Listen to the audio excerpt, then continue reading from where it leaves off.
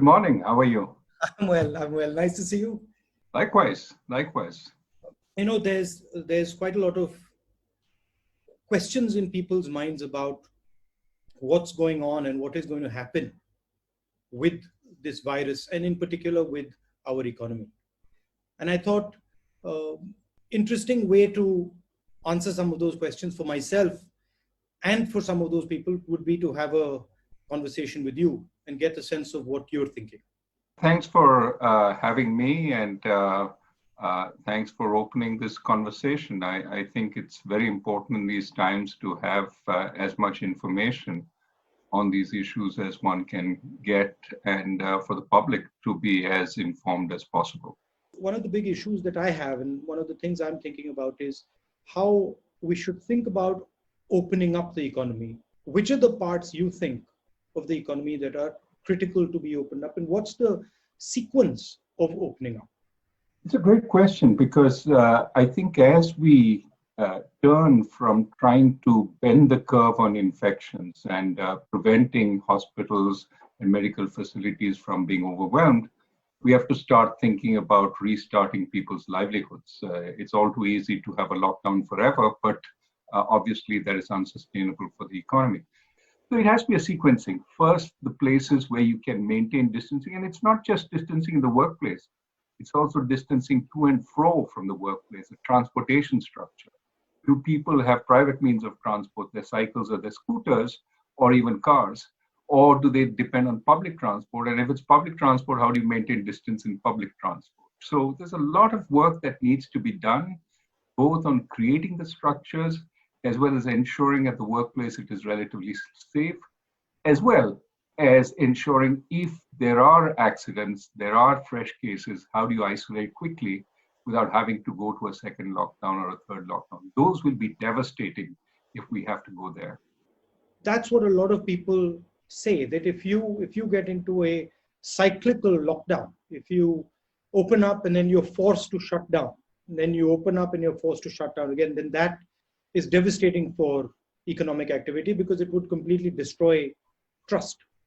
Would you agree with that? I think that's right, because that would suggest, take even a second lockdown. It means that you haven't been completely successful in doing in reopening, and that raises questions of if you reopen again, will you go into a third lockdown? So it does diminish credibility. That said, I don't think we have to aim for 100% sort of success. That is, 0 cases when we open up. That's unachievable. What we have to do is manage the reopening so that when there are cases, we isolate them. But at the heart of that management, knowing which areas are having heavy infections, which areas are not, at the heart of that process, of course, is testing. And there's a sense in India, and that the testing capability is in itself limited. That we're a big country, and that our ability to test, like the United States or like the European countries, is comparatively limited. So how would you think about it with a sort of low level of testing? I mean, would you? It's a great question, because take the United States right now. It's ramped up to about 150,000 tests per day. But the consensus amongst experts, certainly the epidemiologists, is that to really be confident about opening up, you have to triple that to 500,000 tests a day at least. And some are talking of numbers in the millions. Well, just multiply by 4 to get 4.5 to get India's population. And you're talking about 2 million tests a day if you want to get the level of confidence that you have in the United States. And clearly, we are nowhere near that. I think we're somewhere around 25, 30,000 tests a day at this point. But we have to be cleverer about opening up, which means perhaps do mass testing. Take 1,000 samples, and then check in a mass way whether there is any sign of the virus in those 1,000 samples. And if you do find that, then go deeper into that particular sample and check who it might be. But this way, I mean, these are ways of testing which reduce the burden on the test infrastructure and can allow us to try and vet much more. It's in some sense less intensive, but it is cleverer. We have to be cleverer about the reopening because we simply can't wait till we have that kind of facility. There's going to be the impact of the virus, and then after some time there's going to be the impact on the economy, a sort of blowback impact that is going to come, real impact that is going to come a couple months from now. How do you sort of make the balance between fighting the virus right now and fighting the consequences of the virus 3 or 4 months down the line? I think there has to be a prioritization because our capacities and our resources are limited. Certainly our financial, fiscal resources are more limited than the West. So what we need to do is decide, how do we keep this economy together so that when we reopen up, it's sort of able to walk off the sick bed and not be impaired at that point. So most immediately, I think keep people well and alive. Food is extremely important. Reach it to every place. Places our public distribution system does not go. Amartya Sen and Abhijit Banerjee and I have talked about temporary ration cards, for example, for people who don't have access. But you have to treat this pandemic as a situation which is unprecedented. We have to break norms in order to tackle what is needed, while at the same time keeping in mind that there's an overall budgetary sort of limit. There are only so many resources we have. What do you think about the agricultural sector and the workers, migrant workers? How should we be thinking about their finances? Well, this is where I think the efforts we made on direct benefits transfers sort of needs to be realized at this point. All the ways we transfer to relatively poor people, we need to take a call on that. We have different ways of accessing through widows' pensions, through the Manrega roles, and we need to say, look, these are people who don't have a job right now, who don't have a livelihood. And for the next 3 or 4 months, while this uncertainty is on, we're going to support them. But in terms of the sort of priority, keeping people alive and keeping them from having to go onto the street, in protest or looking for work is probably useful at a time of lockdown. And so I think we need to find ways of getting both money as well as food through the public distribution system to as many of these people as we can. तो doctor राजन, कितना पैसा लगेगा गरीबों की मदद करने के लिए? तकरीबन 65,000 करोड़ 60,000 और 65,000 करोड़ इतना ज्यादा नहीं है. हमारा जीडीपी 200 लाख करोड़ है और उसमें 65,000 करोड़ इतना ज्यादा नहीं है, तो कर सकते हैं. और अगर ये गरीबों के लिए है और अगर उनका जिंदगी बचाने के लिए है तो करना चाहिए. अभी तो देश संकट में है, मगर कोविड के बाद हिंदुस्तान को इस घटना से कोई फायदा भी होगा, कोई स्ट्रेटेजिक फायदा होगा, दुनिया में कोई बदलाव होंगे जिससे हिंदुस्तान को फायदा होगा या जिनकी हिंदुस्तान एडवांटेज ले सके? किस प्रकार से दुनिया बदलेगी आपके मुताबिक? These kinds of incidents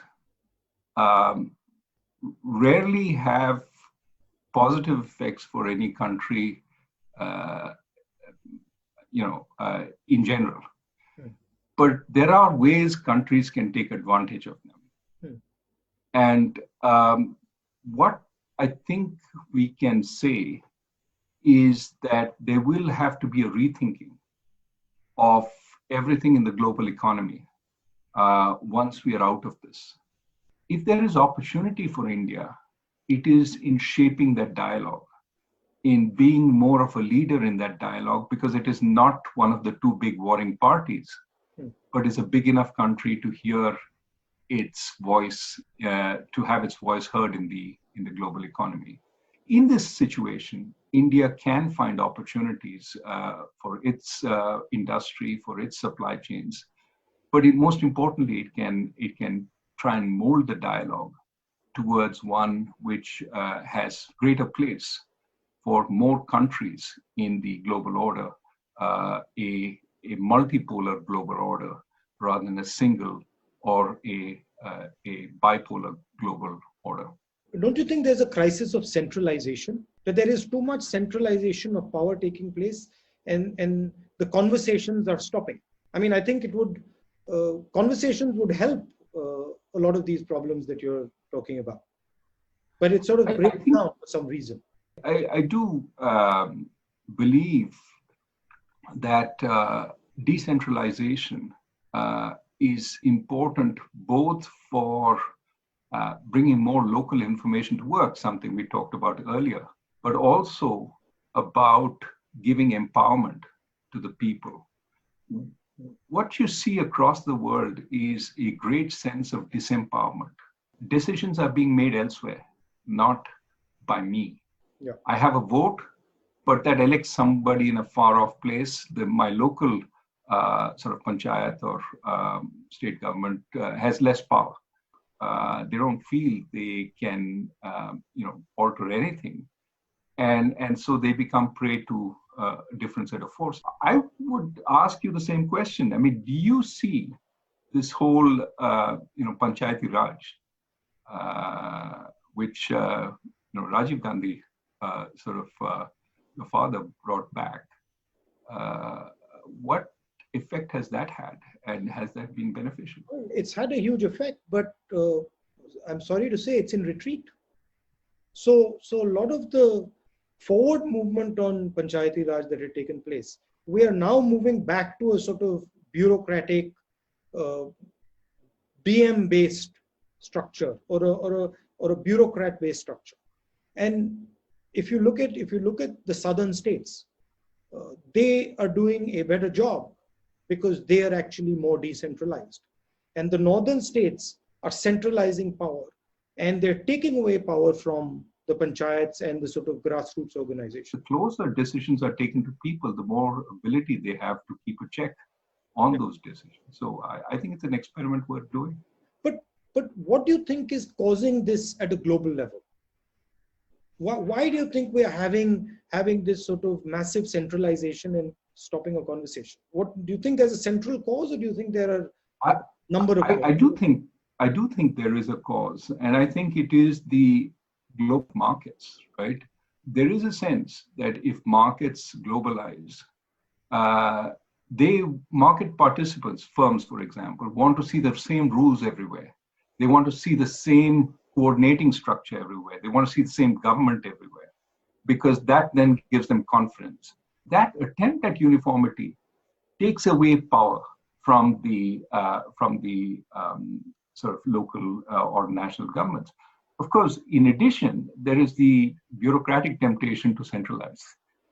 If I can grab the power, why not? And so that is a constant desire to, if you're providing funding to the states, here are the rules that you must obey in order to get this funding. Not, I will give you this funding, no questions asked, because I know you've also been elected, and you will have to have a sense of what is appropriate for you. There's a new model also out, which is the authoritarian model, which is questioning the sort of liberal model, and it's a different way of doing work, and it seems to be more and more rising in more and more places.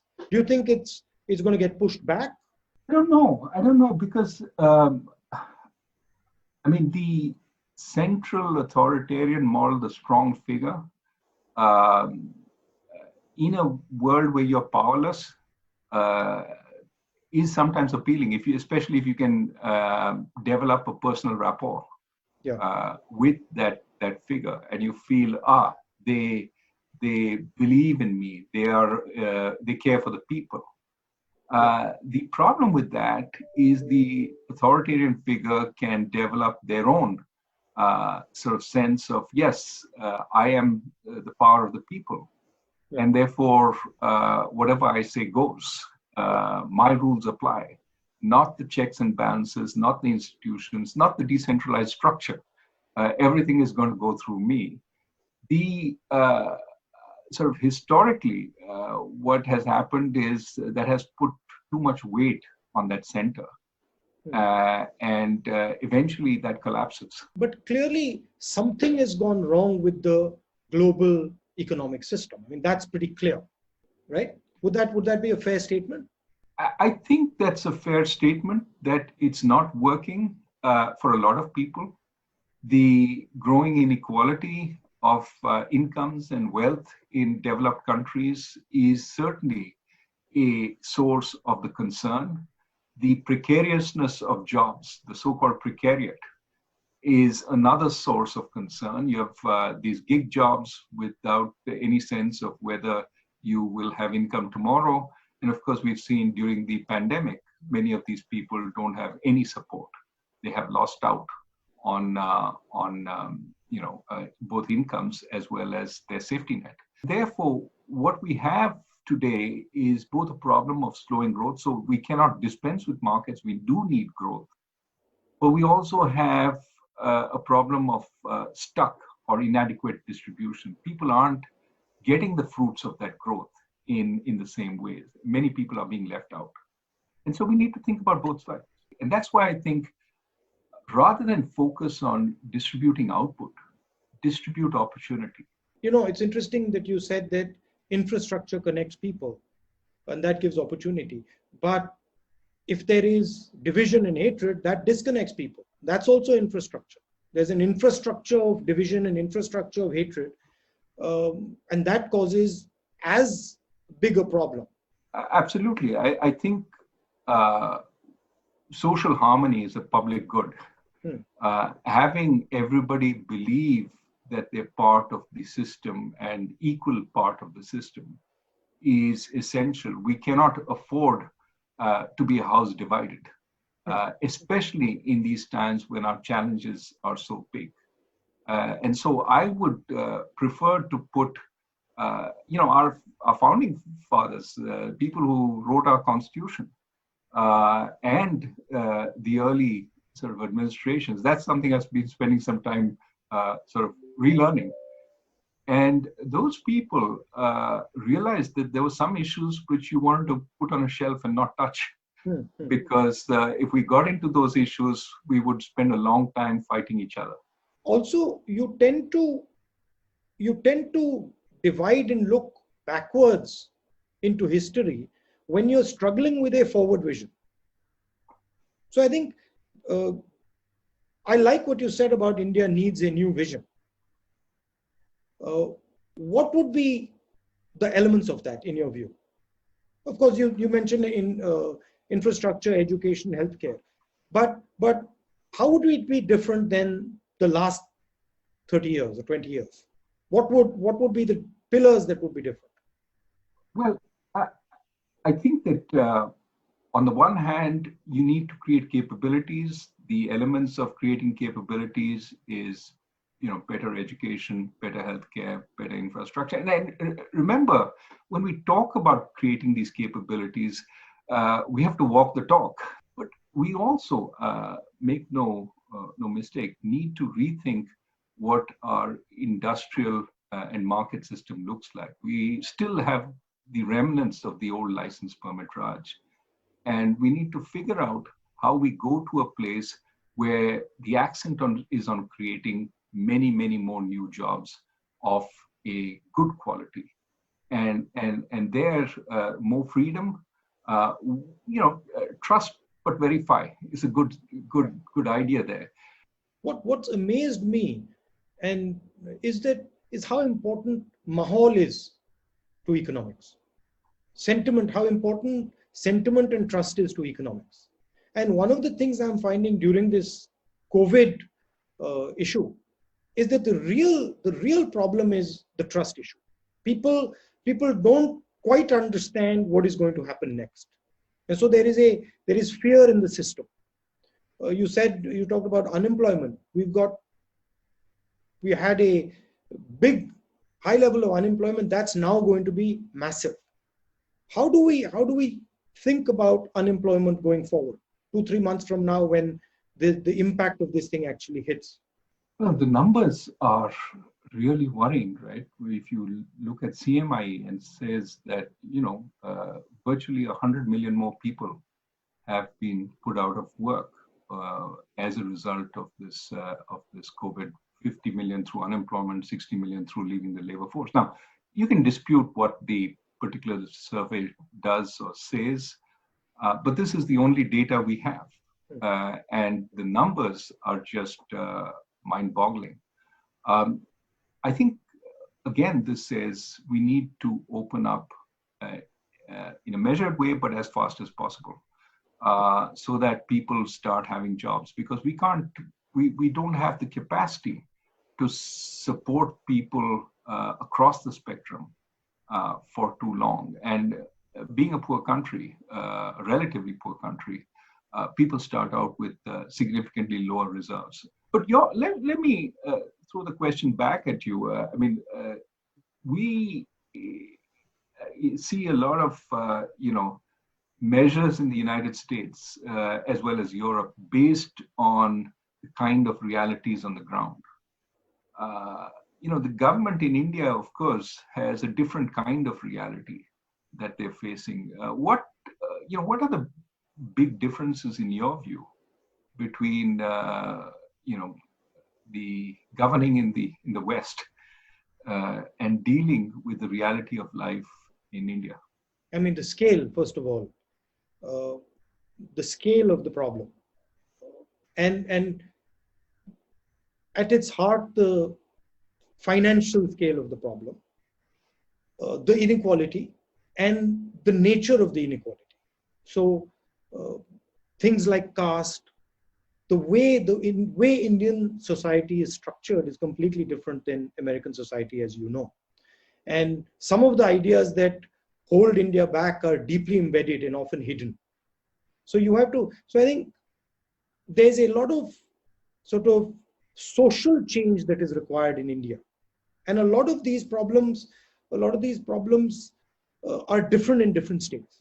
The politics of Tamil Nadu, the culture of Tamil Nadu, the language of Tamil Nadu, the way the Tamils think, completely different than the way UPites think. And so you have to model things around them. One blanket solution for the whole of India just will not work. It can't work.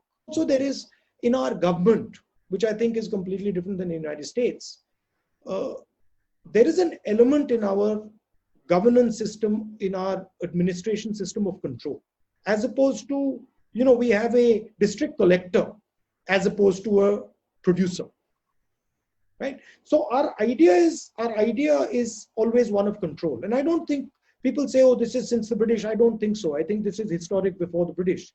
The idea, governance in India is always about trying to control. And I think that's one of the challenges that we're facing now. The COVID disease cannot be controlled. One of the things that sort of annoys me is the level of inequality. And this has been the case, in India over the last few decades. The level of inequality that you see in India, you simply cannot see in the United States. I mean, and so the type of things I always look at is how to sort of reduce this inequality, because I think once a system reaches a very high level of inequality, then it simply stops to work. I like Gandhiji's line, just go to the back of the line and see what's going on at the back of the line. This is a very powerful thing for a politician. It's underrated, but I think that's where a lot of the insights come in. How would you think about going forward, dealing with this inequality? It's visible in COVID also. I mean, the way India is treating its poor people the way we are treating our poor people, migrants, versus the way the elite is being treated, two completely different ideas, two completely different Indias. And so, how do you merge these two Indias into one? Well, I think that, at the bottom of the pyramid, so to speak, we have some ways of making their lives a little better, but we need to think more carefully about reaching everybody there. And I think successive governments have worked on food, on healthcare, on education, and no doubt we can do a better job there. But in terms of challenges, it seems to me that there is certainly an administrative challenge in reaching everywhere and making sure that level of living is enhanced. But the greater challenge to me lies in the range between the lower middle class and the middle class, which is where we need, in a huge way, jobs, good quality jobs, so that people are not, dependent on a sarkari job and the comforts that come with it. So this is something that I think we need to work on. And this is where I think a tremendous expansion in the economy is absolutely necessary. We've seen over the last so many years a progressive decline in our rate of economic growth, when in fact we have so many young people entering the labor force. So I would say, let us not pick amongst possibilities, but create the opportunity for any kind of area to flourish. If there's a mistake we made in the past, we said, this is the only way to grow. And think of what, one of the most successful areas we've grown in software and outsourcing services. Who would have thought that that would be India's strength? And it just emerged. And some people even argue that it emerged only because the government didn't pay attention to it. Now, I'm not in that camp, but we need to allow for any possibility and let the enterprise of our people take a step. Well, thank you. Thank you, Dr. Rajan. Thank you very much. It was a pleasure talking to you. And you're safe? I'm safe. Good luck with everything. Thank you. Bye.